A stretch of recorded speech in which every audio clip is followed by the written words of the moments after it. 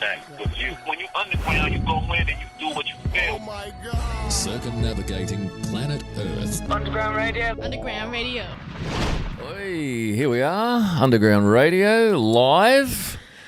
There we go. Rach. Live again. Good morning. How are you? Yeah, very well, thank you. So what are we doing here? Let's let the listeners know, because I know everyone's very short attention ADD these days. They are. Yeah, what are we doing here? We've got an exciting interview this morning with a US rapper called David Lerner. Benjamin Lerner. Benjamin Lerner. That's all good. I think I know a David Lerner. That's probably where I got the name from. These are all underground artists, so they're artists that people probably haven't heard of, but this guy is particularly amazing. You might want to stick around for the interview. I'm going to get him on the line as quickly as we can. Because... Rach, do you want to tell a little bit about Benjamin's story, or do you just want to wait till I can tell you a little bit. So Benjamin has a debut album called Clean, and he struggled with drug addiction. I'm sure we'll find out more about that, but I believe that's the basis of his album. So sounds like a really interesting story, and he's quite skilled too, because he can play piano and rap, that's really hard. That's exactly right, and that's what really caught my eye. There we go. Good morning, Benjamin. Hey, how's it going? Pretty good, man. Welcome to Underground Radio. Yes, welcome. How are you? I'm doing good. How about yourselves? Yeah, pretty good. I'm just battling with the technology here, trying to get your picture on the screen. So why is the picture not on the screen there, Rach? That's always the question. I got my picture on my screen, but it's giving me a kind of flat screen as well, singular image. Yeah, that's all you'll get. You'll just unfortunately only see me. You won't get to see Rach. You only get the one camera, which is that one there. But when we're watching back, you will see everything. Yeah. Got it. Okay, but we will have you up on the screen in just a tick, bro. Rach, keep talking, mate. Well, lovely to meet you. And we've just been looking at your debut album, I believe, called Clean. Yeah, that's it.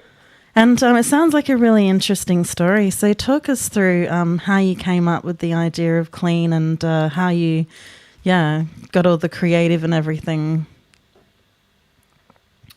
Well, it all started more than a decade ago. I've been making, traditional hip-hop music for over a decade now. I started rapping when I was 15, 16, somewhere in there. I'm 28 now.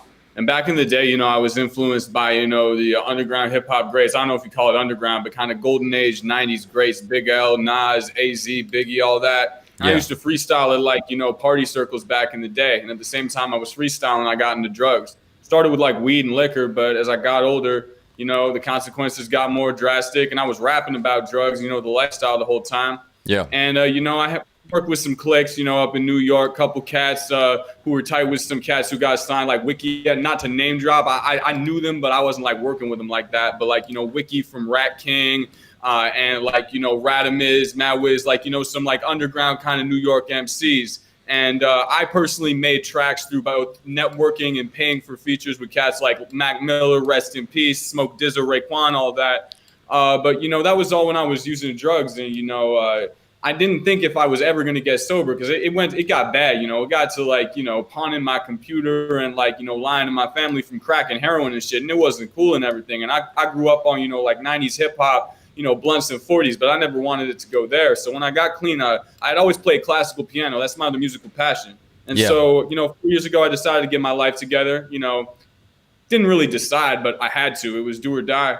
And when I got clean, I didn't know if I was ever going to be able to rap again in the same way. And the truth is that I wasn't, but I was able to rediscover my passion through integrating my two passions in life. So I just decided I'm through with all the fronting and the flexing. I'm just going to tell it like it is, tell the honest story about what happened, like we say in the rooms of my sobriety fellowship, what happened, what it was like, and what it was like now. So I talk about my addiction and my recovery, and it was really dope because I was able to integrate my love of hip-hop with classical music to tell the story. Yeah, the thing that really strikes me about you is you're an amazing pianist as well. Like, you're a beautiful pianist to listen to. So, you know, you congratulations on, you know, being sober. What, since, do you say 2016? Yeah, June of 2016. I celebrated 4 years like 3 months ago. Yeah. Yeah, it's interesting. Some people are quite happy to talk about it and their past history, and then others don't really want to talk about it very much at all. And I think there's pros and cons for both of that. And I think through life, sometimes, you know, it works out better to talk about it and just, you know, help others, and, you know, especially with your kids, you know, help them, you know, just be aware of, you know, the pitfalls in life.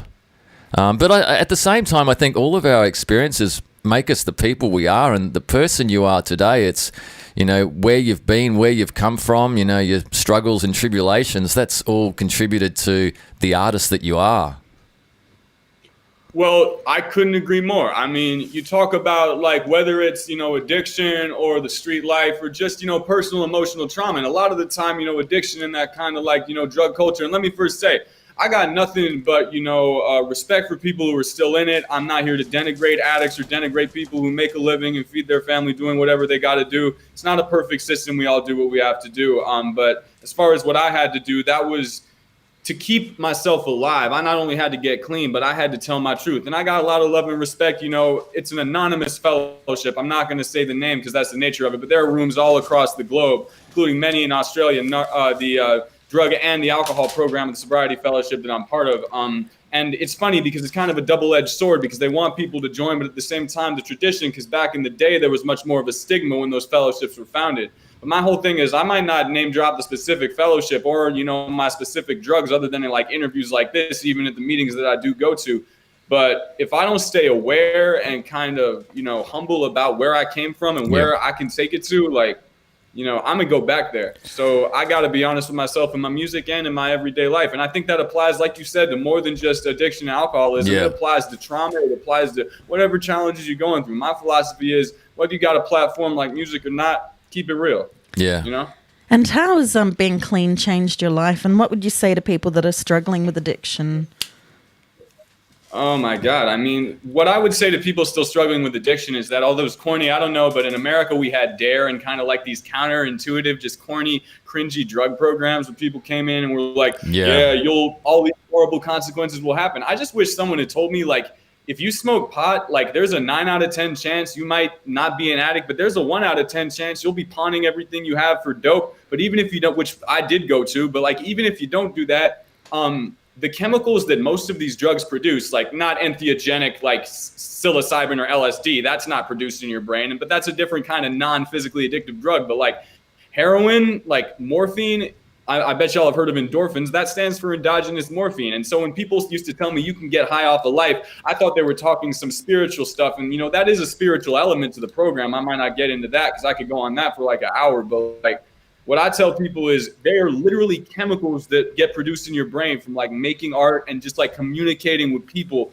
that literally mimic the effects of heroin, cocaine, amphetamine, and all of those physically addicted chemicals. Xanax, like GABA, and all those chemicals get dropped by your brain from doing like, you know, healthy and pleasurable activities. So I would tell people, you know, put the needle down, see if you can't do it yourself. Because if you allow yourself to suffer through that initial pain and discomfort and like grow to love it, you will understand, as I do now, that it's not like, you know, that drugs were the problem. It's that my underlying mental issues were the problem.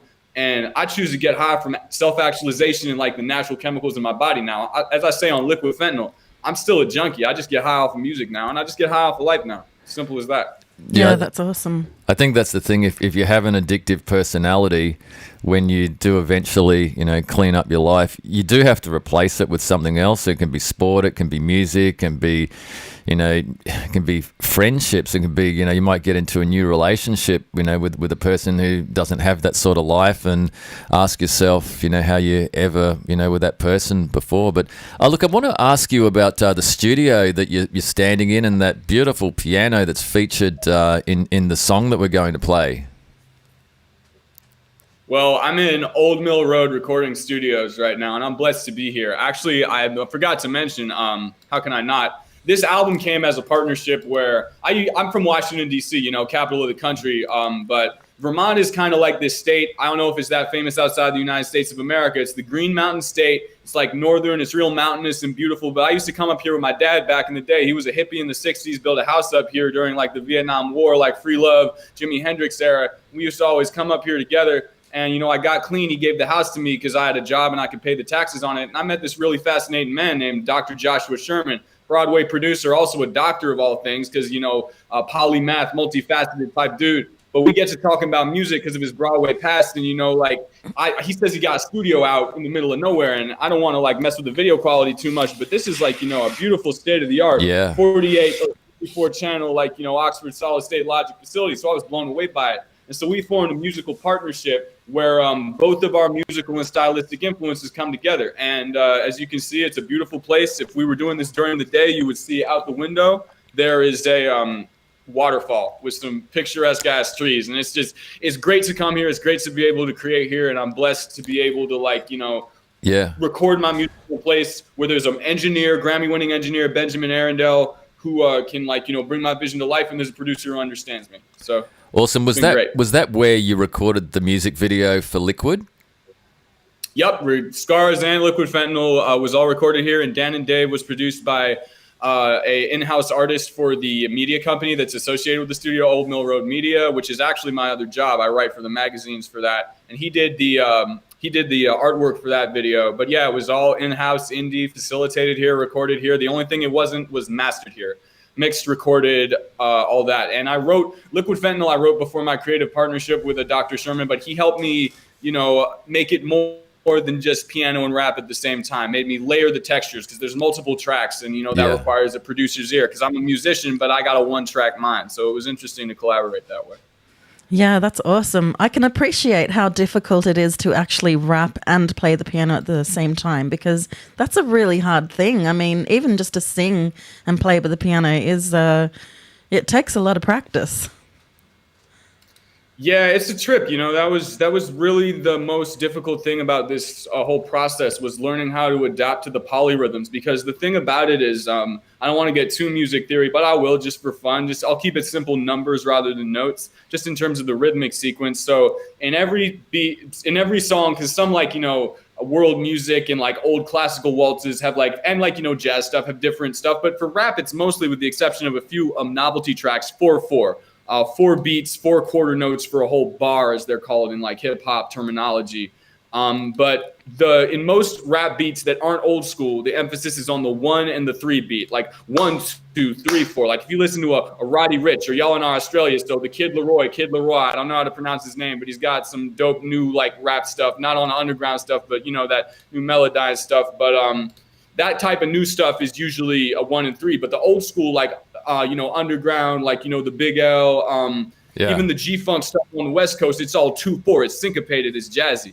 So I had to figure out how to, but 1/3 is usually classical and 2/4 is usually jazz. And the majority of my training is in classical. So I had to figure out how to merge that all together. And if you'll notice, I do a jazzy rap rhythm on Liquid Fentanyl, but I'm doing a 1/3 emphasis classical piano rap. And I had to figure out how to merge that together. And to this day, I'm not going to flex. There are certain rhythm patterns that I just can't do. Like I play more elaborate versions on the recorded tracks on the album than I do live. And I won't lie about that because, you know, I can layer and do cool stuff in the studio that when I'm just one man at one piano with one track, I can't do. But for that live performance of Liquid Fentanyl, that's my favorite song on the album because that is the one song where the full version is something that I can play live in one take with one man. So I'm really proud of that one. That's my favorite one. Yeah, that's awesome. And are you still in lockdown in the US at the moment? Are there any live venues happening or everything's pretty much shut down? Well, apart from Dave Chappelle doing like a socially distanced comedy show, I mean, like my friend, Vermont is actually, we actually have some of the tightest measures, but we've been able to relax them recently because, knock on wood, you know, everything's wood in this studio, but we're like considered as good as you can be in the United States, which is like 250 or 300 per 100,000. We have the lowest case count in the country, so I'm blessed to be here. But even here, people are still wearing masks, but the stores are open. I mean, after this, I'm about to go with my girlfriend to a dinner, but all the servers wear masks. Your tables are 6 feet apart, and So we're slowly starting to reopen, but as you can imagine, like, you know, there's a big social debate. I mean, some people, and it's down party lines. I'm not going to get partisan or political, but it's kind of like a social debate about whether you should wear masks or not, which is kind of backwards to me. But yeah, we're slowly emerging out of it, and you know, we'll see where it goes. But I'm sad that the performances aren't happening, but I've been able to reach out to people over streaming platforms like this for interviews, and I'm hoping to do some streaming performances soon. I think that'd be really cool. Yeah, awesome. Fantastic. And you see, I think it's is it Spearhead? They were doing live concerts and that sort of thing. So it's amazing to see how, you know, being forced into lockdown is making some of these other things emerge that we wouldn't have actually thought of before.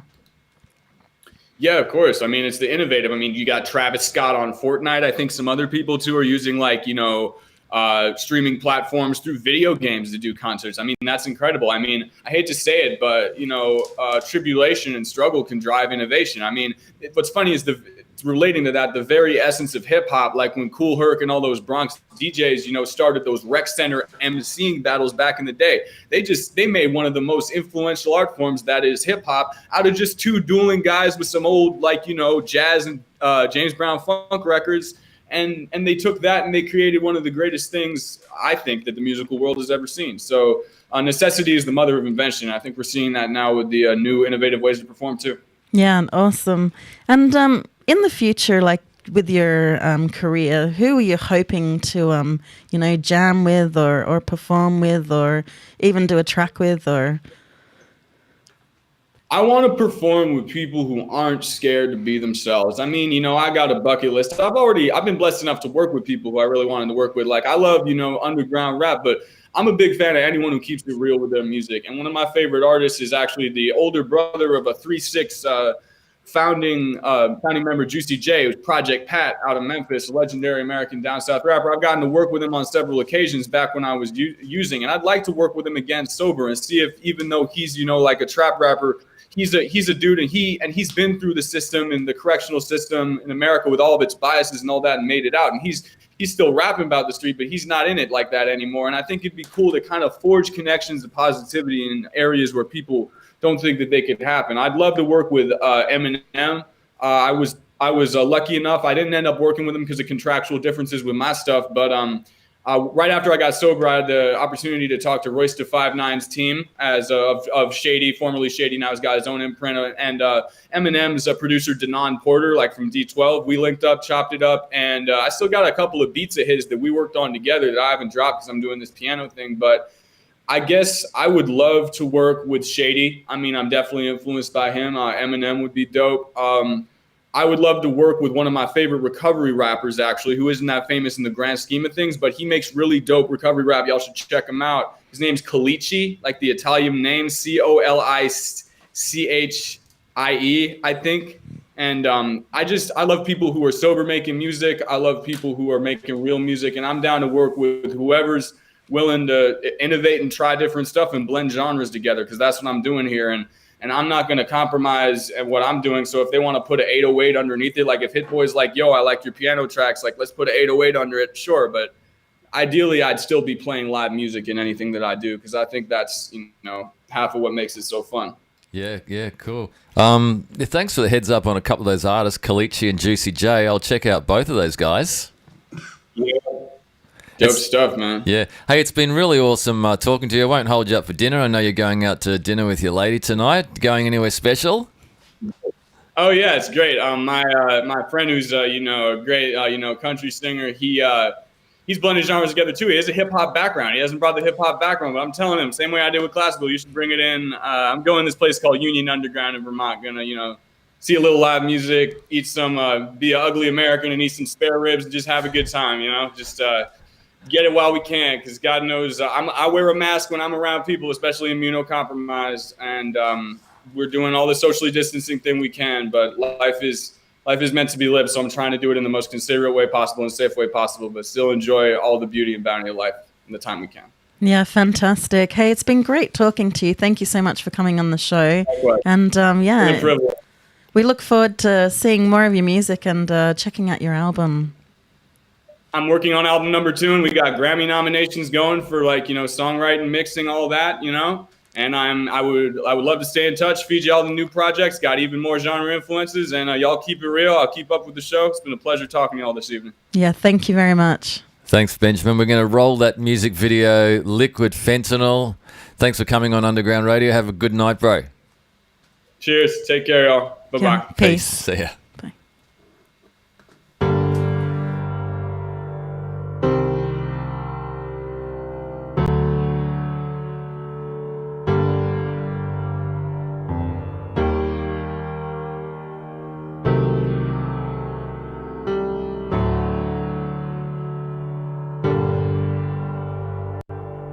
I never needed a backing track or instrumental. Your shit is dope, but my shit is dope, it's liquid fentanyl. Instinctive channeling voices for my conflicted mental. Stepping on you snake ass bitches while I be spitting venom. I'm not a rapper, I'm a lyricist. Difference is the words really actually matter where y'all be hearing this. I was an addict before I ever smoked weed. Ended up a dope fiend, sick up off the morphine.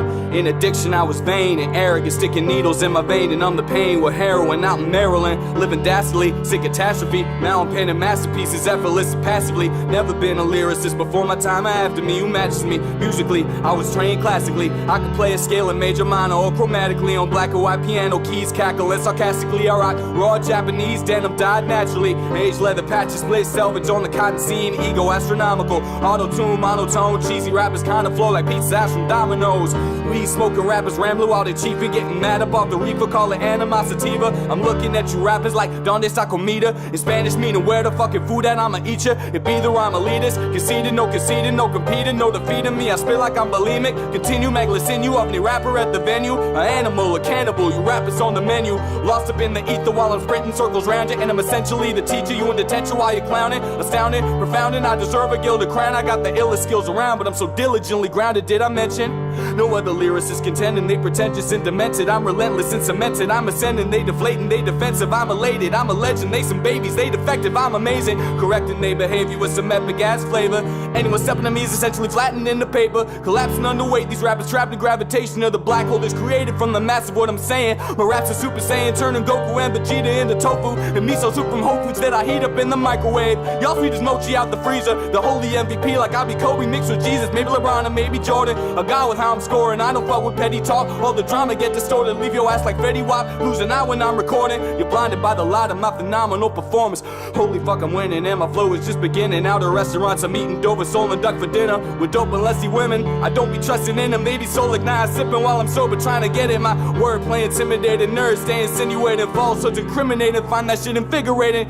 Y'all really don't understand the skill involved in this, but I'm the rap like fucking Chairman Mao and Marx the communist. In the rap game, I'm like Berkowitz, Adama in the murder game. Fuck the fake front and then dishonest shit. I ain't swerving lanes, I'm consistently just dominant. Fuck the president, fuck the senators and congressmen. Emperor of everything, infinite forever king. Married to the lyrics, throw the rice, cop the wedding ring. Amateur insidious, can't record a spit like this. Cancel tours of every other artist out, cause this the shit. Hip hop is founded on raw fucking lyricism. Y'all suckers ain't nowhere fucking near the skinny, idiomatic, intergalactic time space. Ripped and fractured lyrical dimensional fabric. He can't actually really be rapping.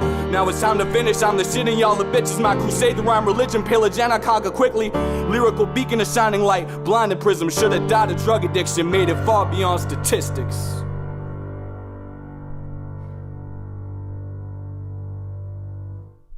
What side you on? Underground Radio. .com.au.